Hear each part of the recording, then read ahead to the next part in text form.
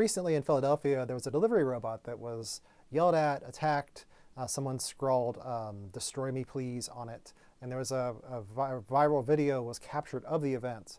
And it was talked about as an example of sort of animosity towards robots among the general public. And I think it's interesting because it sort of inspires a lot of questions about what does it mean to have moral feelings and sentiments like empathy for robots and artificial intelligence more generally. So I'm Daryl Cameron. I'm an associate professor of psychology. I'm also a senior research associate on the Rock Ethics Institute here at Penn State.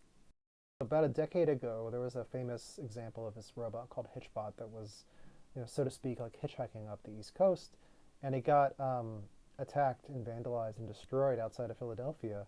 And it's often been used as an example of animosity towards robots. I mean, this was pre-large language model. I mean, this is pre-ChatGPT and everything. But the question about when do robots become too close to humans to be comfortable, and what are people's responses to that?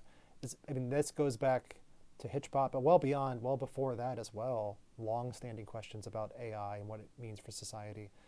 In general, there's a lot of aversion or negative sentiment towards robots in society. Lots of people are concerned about the degree to which robots and AI might replace jobs or compete for resources in a very economic sort of way.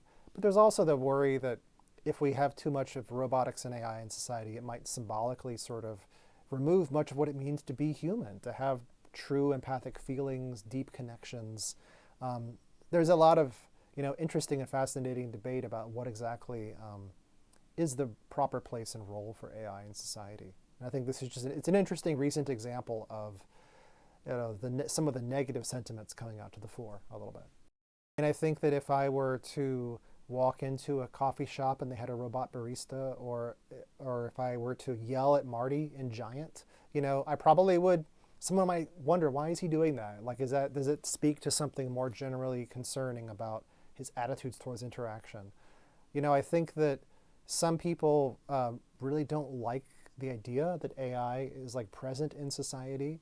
Others, I think, see it as useful in different ways. I think people might see some convenience or some possibilities for helpfulness, and whether that be in terms of like helping with planning an event, or helping with how do you say something in a kind way to someone that will be sensitive and careful.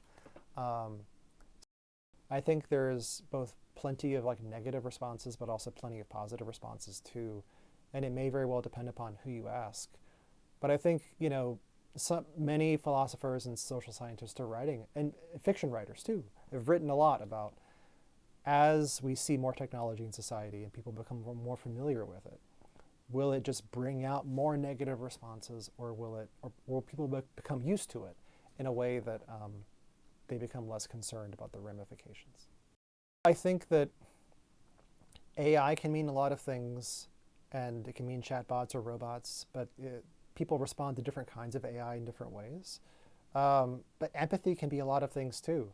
And I think how we choose to relate to our own feelings of empathy, and whether we choose to kind of turn off empathy or ramp it up, even in cases which involve AI, can be really informative for us and tell us about like the psychology of empathy, but also inform ethical recommendations about how, as a society, how do we deal with this broader set of shifts that are happening.